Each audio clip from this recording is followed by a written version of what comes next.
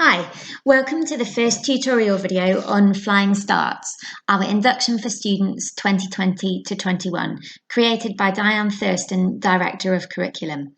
I'm Eleanor Blair, one of the teaching, learning and assessment coaches at the college. You'll find the bank of example resources in the Flying Starts induction channel in the red Resources for Newcastle Teachers team. So you can see the icon for that there. All the resources and scheduling that is discussed in these tutorial sessions will be found in the Flying Starts channel within that team. Let's start with your views on induction. So there are 3 points for you to consider. Firstly, what is the purpose of induction? How will you know if it's been a success? Should induction be standalone or integrated with vocational work? And what do we know about induction from last year? You can access the results of the student induction survey in the same place in the Flying Starts induction channel within the Red Teachers team. So in terms of last year, was it a success? We asked students in learning walks about induction. Some said it was interesting and informative, some said it was dull. Some, where induction was integrated within vocational work, said it was inspirational. Look back at your student feedback and your own data. Consider what worked well for your students. In terms of the debate of whether it should be standalone or integrated, we asked teachers on PD Day on the 1st of June, and over 90% said that they thought that induction should be integrated. Think about this. Students have come to college expecting vocational subject learning, so we need to make sure that they're inspired early in their programmes, but we also need to do vocational subject formative assessment to assess their skills. Induction for 2020-21 will be over the first half term, so the first 5 to 6 weeks, but integrated within vocational work, and this will be prorated for shorter programmes.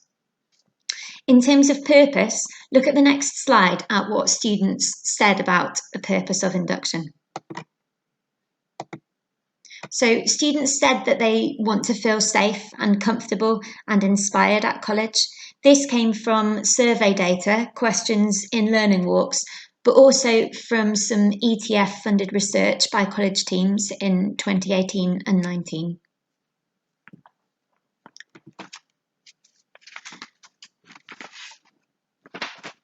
Teachers said that they need to identify starting points and respond to these, and they need to amend planning to meet the needs following induction events that have taken place. Everyone, students and teachers, need to ensure that students are on the right programme and identify gaps in previous learning. So this Flying Starts induction programme is for all students. We want to make it as inclusive and consistent as possible across Newcastle College.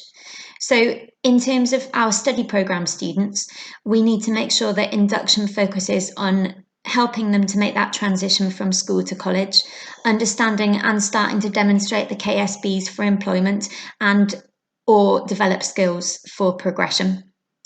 The focus for HE students is slightly different. Within induction, we need to allow them to adapt to HE learning and its expectations. They need to develop more critical skills and independence throughout that first induction period. Our apprentices need to have specific sessions and guidance in their induction for how to integrate learning and their work and how they can develop skills for their job role. And finally, our adult learners. Some of our adult learners have been out of education for a while and need to be shown how they can adapt to studying and balancing work, family and commitments at college.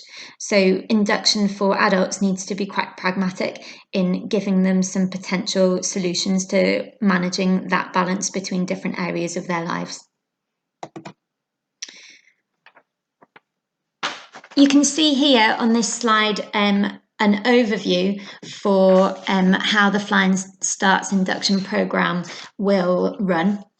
So we can see here that it has been divided into 4 separate strands. So the first, get inspired, get ready, get skilled, and get planned.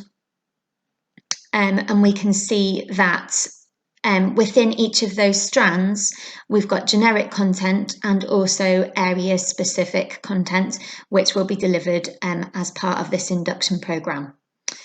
And the generic tasks are activities that all students need, regardless of what level they're studying at, whether they're adult learners, HE learners, or study programmes and apprentices. So getting to know you, icebreaker tasks, learning their way around the campus, as well as more sort of learning specific induction tasks, going through a variety of skills that they're going to need to be introduced to.